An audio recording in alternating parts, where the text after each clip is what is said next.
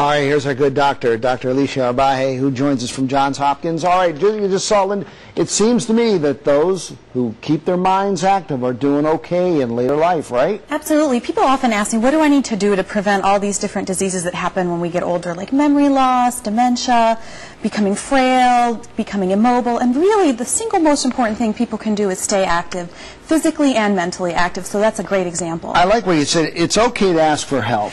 Right. I mean, what we saw were a lot of older adults doing very well, but you may say, well, that's not what's happening with my parent, and it's okay if you start to notice things, and it's better to get help early before people get overwhelmed. And I guess the first thing is get to a doctor like you, and you size them up. Tell them this is where we're going, this is how we're heading, and that gives them like a baseline. Exactly. Most people try to read up about the disease that their older parent has, but really what you want to ask your doctor about is what their needs are going to be as they get older. It's different if they have congestive heart failure versus dementia versus cancer. Their trajectory or their pathway is going to be different, so it's important to stay informed about those issues. You said help your parent help themselves. That means to keep them feeling like they're independent yet. Right. We saw how active they were in these communities, and it's very important. They don't want to feel like they're a burden on their families. So help them help themselves. So instead of getting things for them, put things within easy reach.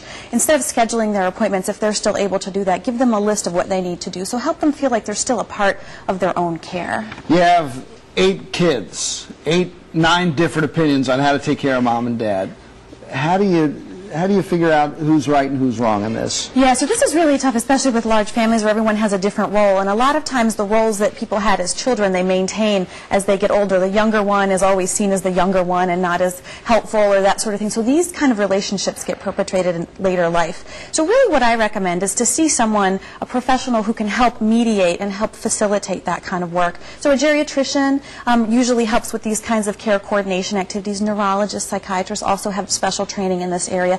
But get to a professional, and the most important thing, it's not just the doctor, but the doctor works with a social worker, with a case manager, people that can help you kind of coordinate all of this care. And you know, mom and dad, so you show them the budget, and they can tell you when a penny's missing. So you have to be very upfront with them where the money is, and I like that the online banking for the, pulling the things out for monthly bills, right? Absolutely. Again, it's what, we think the fastest growing segment of people using the internet and Facebook and all sorts of social networking sites are older people. So you may not think of your older person, your older parent as being really all that computer savvy, but they're really into a lot of these issues, and it keeps them active. Again, learning something new helps keep the brain active. Eat well, exercise, maintain friendships, right? So that's important both for the older person and for the person caring for the older person, because we often get so involved in our caregiving roles with our older parents that we don't realize that we also need to care for ourselves so that we can prevent the problems that we might see our older parents going through. And the big thing, groceries and meals. Yeah, so one of the things people ask me is, well, what should I delegate to other people and what should I try to do for my older parent? And things like groceries and meals are things that you can try to delegate to others and really save your time with your older parent for going to the doctor or doing fun things with the grandkids, that sort of thing. You have 1, 2, 3, 4, 5, 6, 7, 8 websites here listed for people to go to get support, right? The good thing is that there's a lot of information out there. Where they are right now. Yeah, it's very important. People feel like they need help, and there's a lot of places to go. The first website on there is very good for a lot of tips for taking care of your older parent. Specifically for dementia, there's the Maryland chapter of the Alzheimer's organization.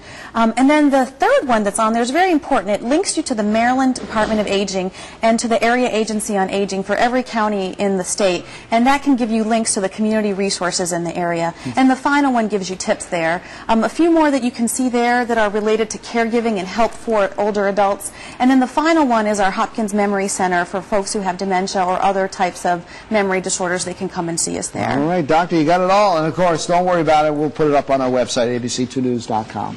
Thank you so much. Always a pleasure. Great to be that. here. All right, Megan.